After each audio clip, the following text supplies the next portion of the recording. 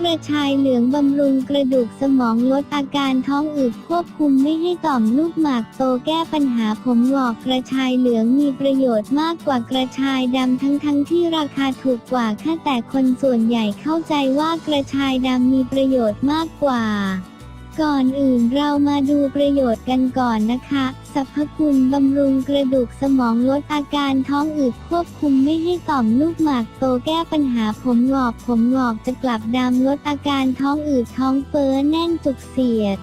การที่กระชายช่วยลดอาการท้องอืดเฟ้อได้เนื่องจากน้ำมันหอมระเหยช่วยขับลมช่วยให้กระเพาะและลำไส้เคลื่อนไหวดีขึ้นสรรพคุณที่เด่นก็คือช่วยปรับสมดุลฮอร์โมนให้ปกติ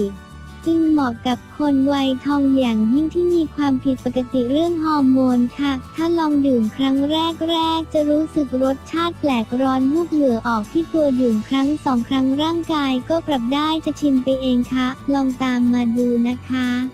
เป็นคนที่ชอบดื่มน้ำผลไม้หรือน้ำสมุนไพรเกือบทุกชนิดเมื่อมีโอกาสจะลองทำทุกครั้งค่ะน้ำกระชายนี้ทำดื่มมาหลายครั้งแล้วดื่มจนชินและติดใจมากทุกวันนี้เลยเอาสูตรเพื่อสุขภาพมาแบ่งปันกันส่วนผสมจะไม่ตายตัวแล้วแต่ความชอบในรสชาตินะคะส่วนผสม1กระชายเศษ1/2 กิโลกรัมเลือกกระชายสดที่ไม่แก่มากไม่งั้นจะรสชาติจะขมเกินไปค่ะ2น้ำผึ้งน้ำมะนาวตามชอบ3น้ำเปล่าต้มสุกทิ้งไว้ให้เย็นล้างกระชายให้สะอาดเพราะกระชายเป็นพืชที่เราใช้รากมาทำอาหารแล้วเราไม่ได้เอาไปปรุงให้สุกอีกพยายามล้างเอาดินออกให้หมดนะคะตัดรากรูรังตัดหัวตัดท้ายทิ้งไปค่ะถ้าขยันมากก็ขูดเปลือกออกบ้างก็ได้ค่ะ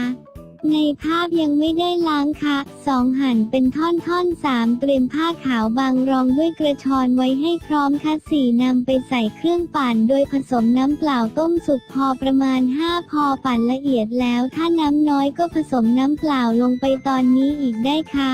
6เทใส่กระชอนที่เตรียมไว้7คั้นเอาแต่น้ำกระชายเหลืองสดคั้นใหม่8ดอกจันเอาน้ำกระชายที่ได้ใส่ขวดแช่เย็นไว้เก็บได้1 เดือนดอกจันเวลาจะดื่มก็ผสมน้ำมะนาวน้ำผึ้งในถ้วยคนให้เข้ากันพอเข้ากันแล้วก็ใส่น้ำกระชายที่เก็บไว้ลงไปผสมให้รสชาติกลมกล่อมตามที่ต้องการ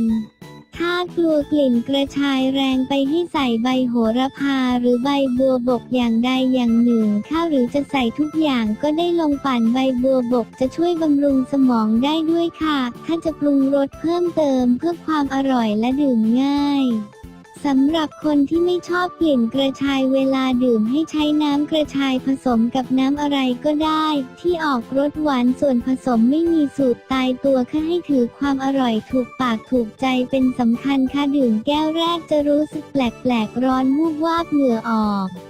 สักพักจะเรอออกมาเป็นการขับลมด้วยแต่ไม่เป็นไรค่ะเดี๋ยวจะชิมไปเองน้ำกระชายที่เราเก็บไว้ถ้ายิ่งเก็บนานวันมากความซ่ากับความหอมของกระชายจะลดลงตะกอนที่นอนก้นตอนที่เราแช่เย็นไว้จะนำมาเขย่าก่อน